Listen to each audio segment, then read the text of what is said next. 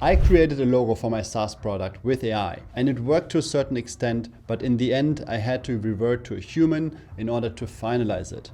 And in this video I explain my whole process and what you can do in order to get to your logo in no time. I'm creating a SaaS product here on this channel, and we call this Management in Public because we won't code anything, but we will show you how we hire people, how we give them instructions, how we create all the things surrounding the project in order to make it come alive. So let's get started. I wanted to start this off with ChatGPT because A, ChatGPT can give me some responses in textual form as well. So maybe give me some guidance of what I could modify. B, ChatGPT actually has an engine that generates images. So in the next screencast here, I will show you exactly my history of how I got to the current state, what I like about it, what I don't like about it. So I started with the main idea. I wanted to have a drawer with YouTube icons or with play icons. So I just started with a cash register here, and this is what came out. And as you see, it's fine. It's a cash register. Of course, it looks very AI generated and the coins don't really make sense, but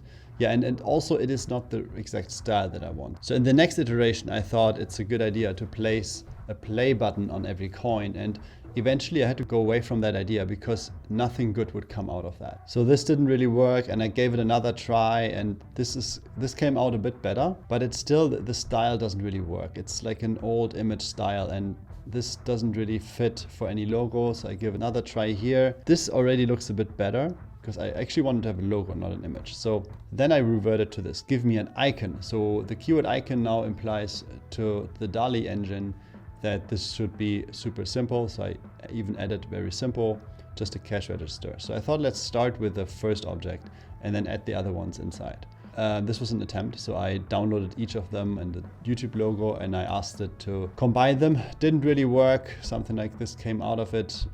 It might be an approach, but not good enough yet. And then I asked just to give me more and make it simpler. The AI makes weird choices, and sometimes you just need to play around this and add some more text, add a keyword here and there. So we're getting close to what we actually need. This is pretty much what I wanted. Not a play icon in the drawer, but you see it's a cash register and it's a video clip on it. And then I thought to get it even simpler, it would work almost, but then now it looks like a calculator. Okay, so I asked it to add a handle, and it's still okay-ish. Let's get more, okay. Then I uploaded this thing here. So in the next iteration, I went back and I downloaded this piece, and then I said, just give me this, but make it simpler and cooler. Yeah, and now as it's cooler, now it adds colors, and we go away from what we actually wanted. And now these things are very far away from what we actually need. Okay, after I played around with ChatGPT for quite some time, I thought now it would be the time to just switch the engine, because I felt like I've exhausted the methods of ChatGPT.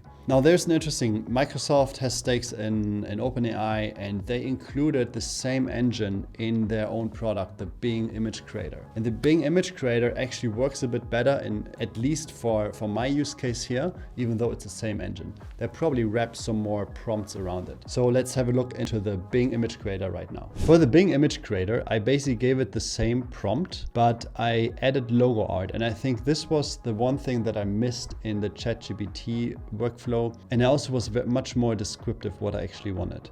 This thing here was not respected at all, because we get to the capability of being a fav icon later. It's fine. This didn't influence the graphics at all, but we get 4 choices, and you see that the next choice is actually quite good. So this is almost there. It is still a bit too complex. It's gonna be a bit hard if it's made very small, but another one I really liked, it is actually this one here. And this almost ends up to be our logo in the end. This is just one of these 4 choices. And I played around with it a bit. I got a couple of other ideas here. And yes, we're getting very close to what we want. This is actually not bad, but it's still 3D shaped. This one I really liked, and this is also very close to what we're going to get later. What I like about this, it's very clear that it's a cash register. The YouTube logo is also very clear. It's not a 3D, it is kind of a 3D logo, but it's not to the side like this. So it's very straight here. And if you imagine this to be flat on the ground, it would still look good. And I played around with it, but I didn't get to better results. So if you look at this one here, it looks like a server rack. And what is important is a couple of things where I modified this. I'm gonna show you in the slides. The one thing I found out when I used Bing was that I needed to include certain words and then it would actually execute on them. So even though the prompt was already quite complex, I would just add more things and it would slowly respect these things. But still it's not perfect because you cannot really see the coins. And so I added another point, the coins lay flat. And I think now we've nailed it. Now it's actually what we wanted to have. When looking at other logos from bigger companies, I figured that most of the logos are actually very simple, and there are two reasons for that. One reason is a simple logo looks good on black and white background and some simple shapes that basically work with any color. Nothing complicated will interfere with the actual thing on the logo if it's just a small shape. And the other thing is that if it's simple, it can be scaled down and then it looks good on any kind of sizes. And that's especially important for the fav icon.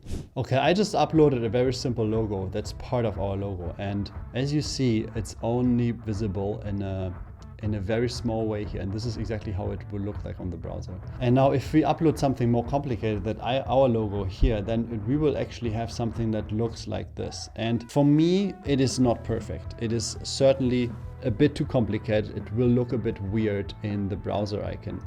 However, we are not talking about perfection here. We want to get something done that works 80% well and that looks good when it's actually on the website. So it doesn't tick all the boxes completely, but I'm actually happy with the result right now. If you have some ideas how to improve this, feel free to leave a comment below and let me know. Now let's get back to our logo. We have established that it works fairly enough for a fav icon, even though it's not perfect, it's good enough. It basically says what the software's name is, and I would say it's decently pretty and it's memorable. Now the thing is this, when we go into DALL-E or the Bing search, we would get an image which is a JPEG or a PNG. It is not a rasterized version yet, and we need a rasterized version because then we can go into Figma and create all kinds of sizes of the logo. So that's the last step where we need the human.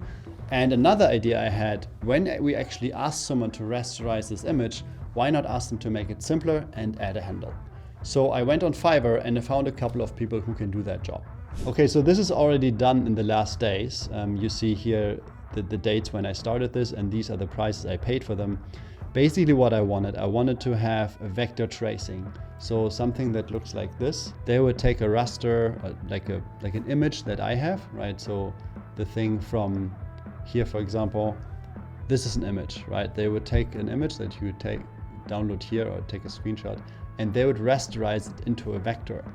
And when it's rasterized into a vector, you can actually do a lot of things with that. Let me just quickly show this in Figma. Okay, I'm in Figma now, and this is the thing that came from DALL-E or from Bing search right now. And this is the one that the Fiverr worker gave me back.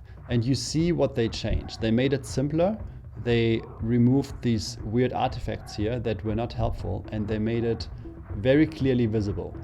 Yeah, so all these are now vectors, and that means now we can use them and scale them up. This is not something I would actually do, but just to give you an idea, this is how it looks when you have a vector.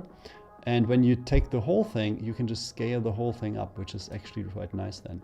So if you, let's say if you want to have a logo very small, then you can just make it very small. And you don't have to worry about downloading it again in a new size. So you can just make the size for yourself. And also, the person I actually choose in the end, they also added a handle, and I think it looks much more like a cash register now. And another benefit is that, yeah, you see the small version here, and you see a black and white version. So this is all cool. Now we are happy with the thing we have. I just quickly wanted to show you how I did this. Basically, I went to a couple of these raster vector tracing. So if you just search for this keyword vector tracing, we find a lot of geeks here, and they're all very cheap. And they're cheap because the workers just apply a software. So that's not so much manual labor involved. For the sake of this video, I just went ahead and bought a couple of them. So I spent way more money than I probably should have. I just needed one, but you see I spent probably around $100, and there's also this one where they actually should have done a custom logo, but they didn't. And this one, it's just the same, but it just cost more. So I think in the end I spent $200. And yeah, the result is actually cool. What's important when working with people on Fiverr is I wanted to get one spec done and send it to everybody. I know that's not really what Fiverr wants, but I put it all into the slides. Actually, the slides I use here for the screencast as well. And yeah, I just put the specs into the slides and I sent everybody the link. So that's how I got consistency across the submissions. What's of course important is that you don't change the specs once you ordered a gig. You have to also know that this is a drawback when people deliver you something and you didn't include the full specs into the order, then you cannot really claim any refunds because you didn't specify it in the order. So there's some drawbacks, but this is the way I did it on Fiverr, and I was willing to spend $200 on it. And I'm actually very happy with the result, even though I could have done that result by just hiring this one person. I would love to know what you think. Do you think the logo is good enough? Have you tried AI generation for your logo?